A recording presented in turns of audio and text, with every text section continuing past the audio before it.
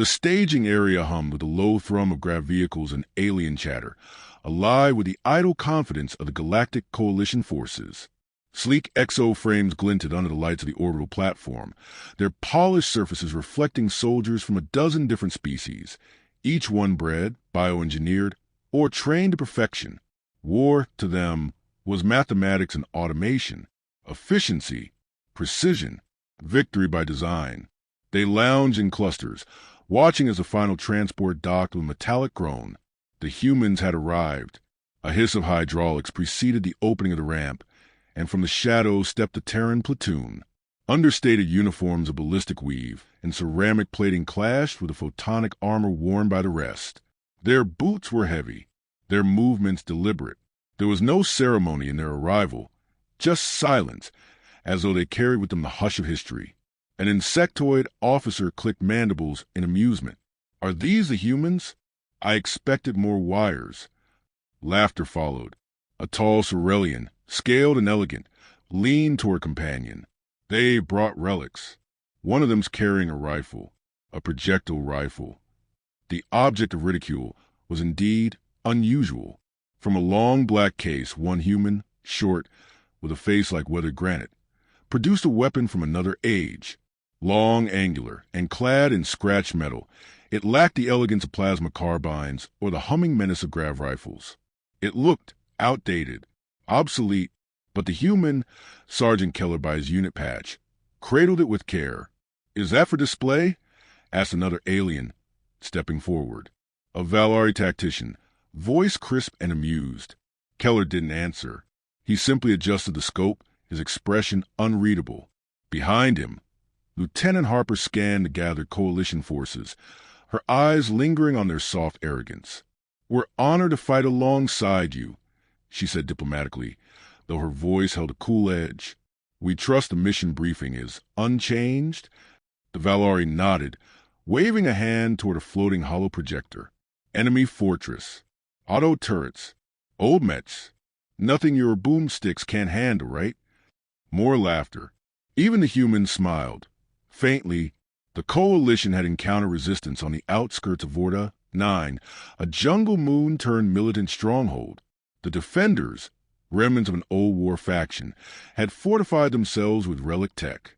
Relic, to the coalition, meant manageable, predictable. Their weapons, after all, were decades ahead. But Harper knew better. She'd read the reports buried beneath formal dismissals. Shielded bunkers that shrugged off directed energy attacks. Autonomous tanks that adapted to electromagnetic signatures. And silence from every high-tech squad sent before them. She stepped aside as Sergeant Keller latched the case shut and slung the long rifle over his shoulder. "You sure about that one?" whispered Private Torres, watching the snickers ripple across the alien ranks. Keller's response was low and firm. "It's not for them." Torres frowned. "Then who?" Keller didn't reply. Across the room, the Coalition Command Unit gestured the teams forward. A shimmering map unfurled in the air, marked with the enemy's last known coordinates. "We deploy at dawn. Sectors A through D are primary strike zones. Human squad will support Sector C. Hold your line. Avoid unnecessary losses. Precision matters." The human squad moved to their designated area. Quiet amid the chatter, they began stripping down their gear, checking each component with disciplined ritual. Harper observed Keller meticulously load large, blunt rounds into a belt pouch, each slug as thick as 2 fingers, their dull brass casing gleaming faintly. A Norn engineer passed by and paused, squinting. "What are those?" "Gifts," Keller muttered without looking up. The engineer blinked. "Gifts?" He clicked the pouch shut and stood. "For tanks." Night fell swiftly over Vorta 9. The jungle below the orbital platform breathed thick fog into the dark, and alien birds screeched into the void. As soldiers returned to their bunks, the humans remained awake, sitting in a circle with gear between them, cleaning weapons and sharing quiet words. No jokes, no bluster. Their silence wasn't insecurity. It was memory. The rifle that now lay across Keller's knees had once cracked through steel on the battlefields of Earth. It had killed machines that believed themselves unkillable. The design had outlived generations of war doctrine, not because it was perfect, but because it was brutally effective when nothing else would work. Across the hangar, the Coalition laughed over simulated war games and bets.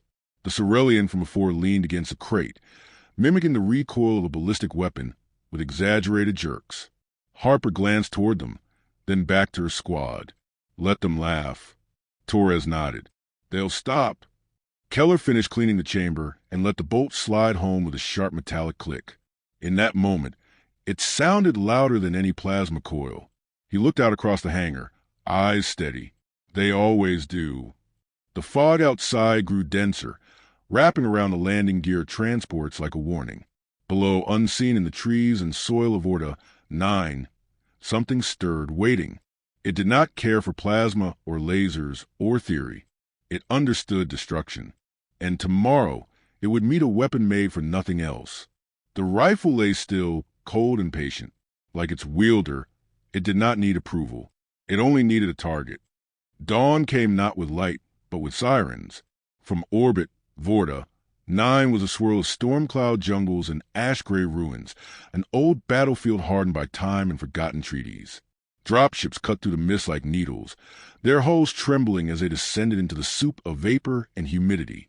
Within one such craft, Harper stood with her squad, hands clasped around a safety rail. No one spoke. Keller sat near the rear, the long anti-tank rifle secured in a padded cradle beside him. His gaze was distant, focused not on the flickering status readouts or the clatter of gear, but on the shape of the forest that waited below. It was ancient, tangled, and shrouded in echoes, the kind of place that swallowed tech and made ghosts of soldiers. Across the comms, the Coalition command voice crackled through. Sector C insertion. Proceed with Operation Sandglass. Suppress enemy stronghold. Disable armor patrols. All units, maintain combat discipline. Minimal losses expected. Minimal, Harper thought, was a word used too easily by those who never bled. Their dropship landed in a clearing ringed by obsidian-rooted trees. The Cerulean unit deployed first, moving with synchronized grace. 6 limbs each, armor humming faintly as it activated anti-personnel shielding. Behind them, the Norn heavy gunners and Valari scouts broke into teams, flanking forward with confident chatter. The jungle swallowed them quickly. Harper's squad moved in behind the others, slower, tighter. No drone support, no tactical AI uplink. Just eyes, steel, and instinct. Within minutes, the forest became a labyrinth of shadows and wet silence. The ground squelched beneath boots, and the only light came from brief flickers of bioluminescent moss. At point, Torres crouched beside a rotting tree trunk, motioning the team to halt. "Thermal's acting weird," he whispered. "Getting spikes, then nothing." Keller raised his rifle's scope and swept the terrain. "They've got jammers. Not passive. Adaptive. Based on signal density. Meaning, they're listening, waiting." Further ahead, a soft pop echoed, followed by a burst of static on Coalition comms. Then screaming. Harper tapped her earpiece. "Command, this is C Unit. Do you copy?" No response. More static. Another explosion. A ripple of red fire lit the canopy ahead. The Cerulean line had walked into a kill box. From concealed bunkers beneath the roots, automated turrets rose like blooming thorns. Cannons the size of tree trunks erupted with shattering force, flinging steel slugs that tore through personal shields as if they were fog. The sleek, elegant armor of the Coalition cracked like glass. A mechanized walker, old but heavily retrofitted, surged through the smoke. Its plating was jagged and dark, pitted from decades of war, but its targeting systems were flawless. Plasma bolts from Coalition rifles sparked harmlessly against its chassis. Harper pulled her squad down behind a shallow ridge, her voice cutting through the chaos. "Hold position. Don't engage until I say." "They're getting slaughtered," Torres muttered, his knuckles white around his carbine. Keller lay flat, sliding the anti-tank rifle into position. He adjusted for wind. There wasn't any, and distance, 800 meters, uphill, partial cover. Harper crouched beside him. "That thing's walking straight through our line." "Good. You have a shot?" "Not yet. Need a second. He exhaled slowly, the way someone might before diving into deep water. Tell them to fall back behind this ridge. Coalition comms are jammed. Then make some noise. Harper turned to Torres. Flares, now. He fired 2 rounds into the air, old-tech chemical combustion. They cut through the mist like flares from another era. Moments later, a few surviving Coalition units began staggering back toward the human's position, dragging wounded and abandoning what was left of their dignity. The mech lumbered into view, its main gun swiveling to track movement. A Valari screamed as a shell hit him square in the chest, folding him in half. Keller's finger tensed on the trigger. The rifle spoke. There was no hiss, no flash of light, only a deafening crack that rolled through the forest like thunder. The mech shuddered. A crater bloomed in its chest plate, molten steel spraying out like arterial blood. It staggered once, twice, then crumpled into itself with a mechanical shriek. The forest froze. Every eye turned toward the sound. A Corellian officer, one arm burned and dragging a fractured leg, looked at the collapsed machine and then at Keller, still prone, still scanning. What was that? Keller didn't look up. A reminder. More Mets emerged, 3 this time, firing wildly. The Coalition tried to regroup, but their lines were broken. Command was silent. The sky above swirled with EMP clouds, blotting out satellite feeds. Harper grabbed her squad. New objective. We hold this ridge. Keller, pick your targets. Torres, lay suppressing fire. Everyone else, eyes on flanks. The next shot dropped the second mech. Through a narrow gap in the trees, Keller had spotted its exposed coolant valve, an anachronism in modern design, but an Achilles heel nonetheless. The round tore through armor, tubing, and finally the core, which exploded in a flare of orange. Even as Coalition soldiers scrambled to understand what was happening, the tide shifted, not because of strategy, not because of air support, but because one rifle, long, heavy, and stubbornly analog, was tearing through the enemy like an old god awoken. Within minutes, the enemy patrols began to withdraw. Their ambush had failed. Their confidence cracked. The humans didn't celebrate. They moved efficiently, checking gear, dragging Coalition wounded to cover. The Corellians offered no more taunts. The Valari tacticians avoided eye contact. Keller reloaded, sliding another brass cartridge into the chamber with a mechanical finality. Harper stood beside him, scanning the smoke-thick horizon. We're not done yet. No, Keller said, but they finally stopped laughing. The ridge was quiet, but not with peace. It was a hush that followed devastation, the breath between barges. Smoke drifted low over the ground, curling through underbrush and the blackened stumps of shattered trees. In the distance, the jungle burned, the fireless kind, electronic wreckage hemorrhaging sparks and heat from cooling fusion cores. And in the center of the ridge, Keller adjusted the elevation on his scope. A low thud vibrated through ground. Then another. Harper didn't need visual confirmation. She recognized the pattern. Heavy walkers, more than one. They're regrouping, she said, voice low. This isn't retreat. It's reformation. Torres ducked beside a rock outcropping, glancing back at the human squad. They've learned.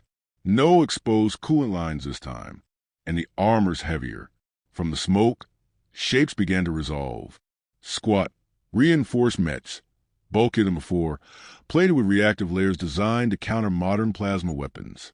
They move with grim purpose, their limbs hissing with hydraulics, weapons bristling like metal thorns.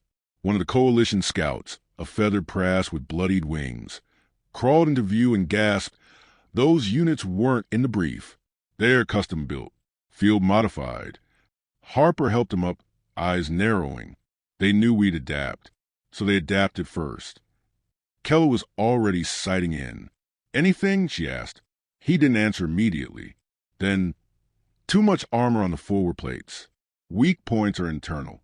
Joints, vents, ammo feeds. Torres laughed bitterly. You planning to shoot through a quarter-ton of metal to hit a hinge? Keller blinked once, slow.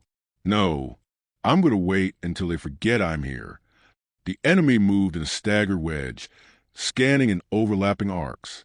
Harper could see the calculus of it. Methodical, disciplined, not some desperate last charge. Whoever commanded them knew exactly where to hurt. Coalition troops scrambled behind trees and ruined sensor stations, their advanced weapons dimmed by sheer futility. Plasma left scorches. The enemy didn't care about scorches. One of the walkers opened fire, and the ridge shook.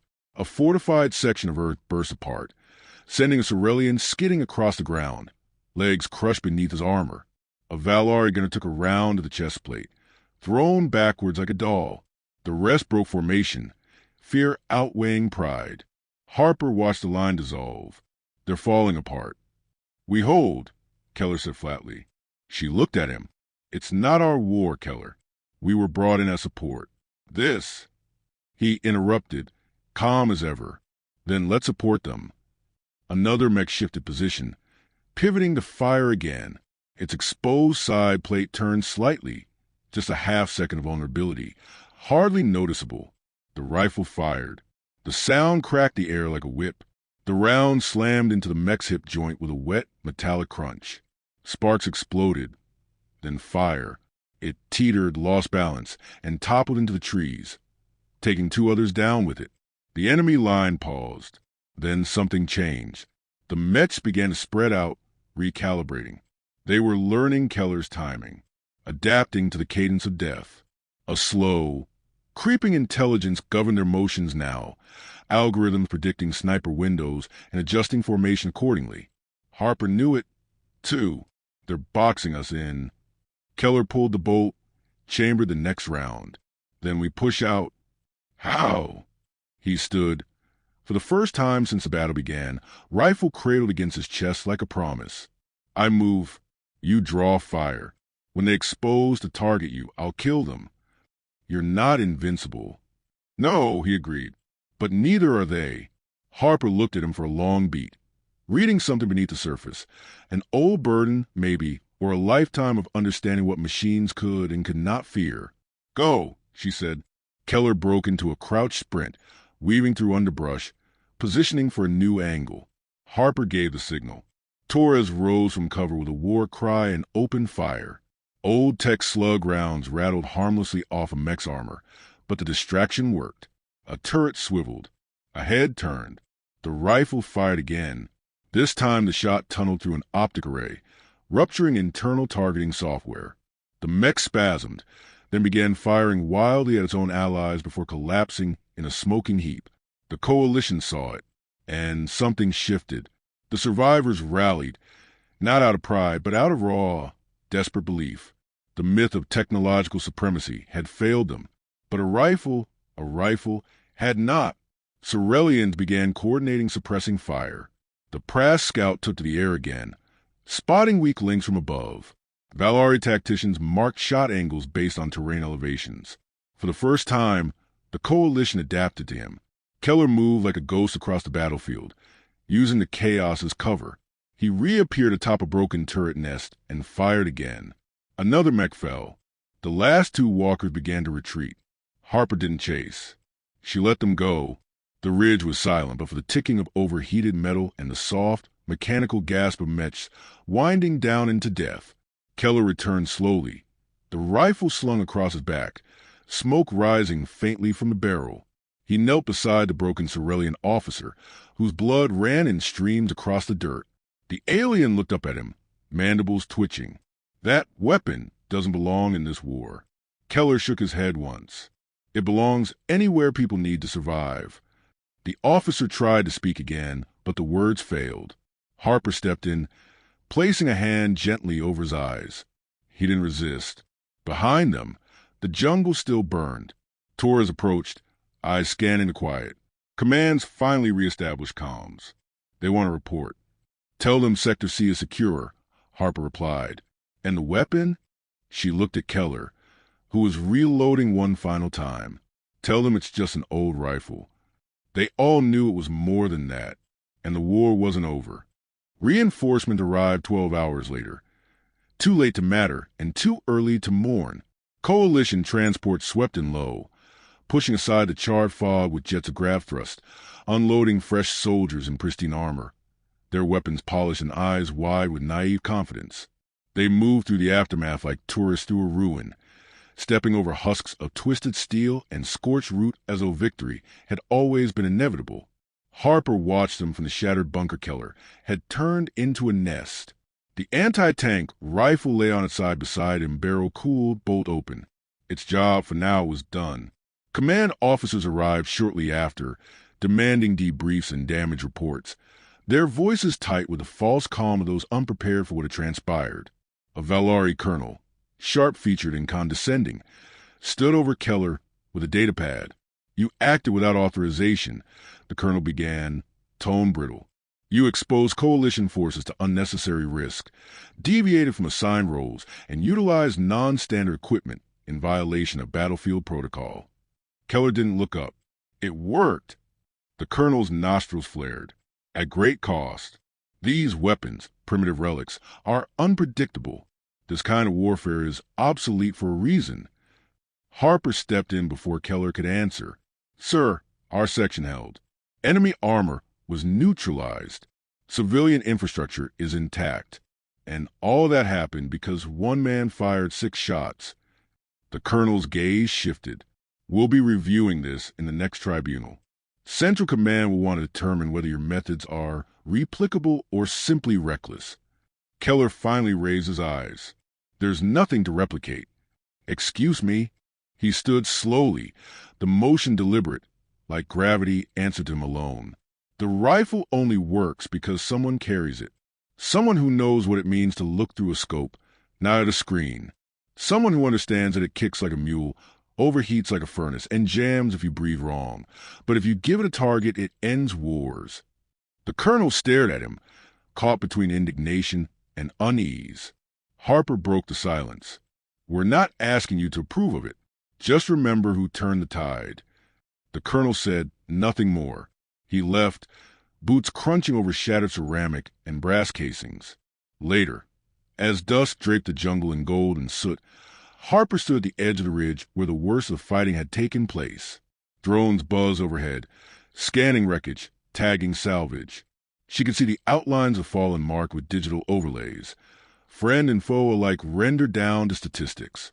Torres joined her, brushing dirt from his uniform. "They'll spin it. Say the line held thanks to adaptive strategy, drone recon, some last-minute AI calculation." "Doesn't matter," she said. "We were there." He glanced back at Keller, who sat on an ammo crate, cleaning the rifle with practiced reverence, each motion slow and deliberate. "He doesn't care about the record." "No, but he'll be part of it, whether he likes it or not." They stood in silence for a while, watching the last of the sun dip below the tree line. The jungle was quieter now, the screams and explosions replaced by the soft crackle of distant flames and the metallic groan of machinery settling into death. Eventually, Harper approached Keller. "They'll never understand it, you know. I don't expect them to. They'll say it was luck or desperation." "Let them." She paused. "What was it really?" He looked at her, and for once there was something behind the stillness in his eyes. Tiredness, maybe, or memory. A lesson. In what? In humility. Machines forget it. Officers forget it. Sometimes even soldiers forget it. But war never does. He stood and slung the rifle across his back. It looked heavier now, as if it carried more than metal. He nodded toward the drop zone, where the rest of their unit waited. "We heading out?" he asked. Harper gave a faint smile. "Orders are to regroup at Forward Base Omega. Debrief, resupply, reassess. You know, the usual bureaucratic curtain call." "Then let's not keep them waiting." As they walked, a new group of fresh recruits passed them, wide-eyed and murmuring. Some stared openly at the rifle. Others whispered behind hands. One human, barely out of training, saluted awkwardly as they passed. "Is that the one?" He asked no one in particular. "The old Earth weapon?" Another answered before anyone else could. "Yeah, the one that killed the Mets. Anti-tank," they said, "from centuries ago." Keller didn't react. He just kept walking. Harper glanced at him. "You ever going to tell them its name?" He shook his head once. "Doesn't matter what it's called. Only what it does." They reached the shuttle as the sky deepened into night. the stars pushing through the smoke above like teeth through old scars. Vorta, 9 would rebuild. Or it wouldn't. Either way, the war would move on. But the ridge they'd held, Sector C, was different now. It had been baptized not by high-tech ordnance, but by something older, simpler, relentless. As the shuttle lifted off and the jungle shrank beneath them, Harper looked back once. She thought of all the technology they brought, all the calculations, predictions, assurances. None of it had stopped the enemy, but 6 bullets had. And somewhere below, buried in ash and broken circuitry, were shell casings that would one day be mistaken for artifacts, relics of a past civilization. But they weren't relics. They were warnings.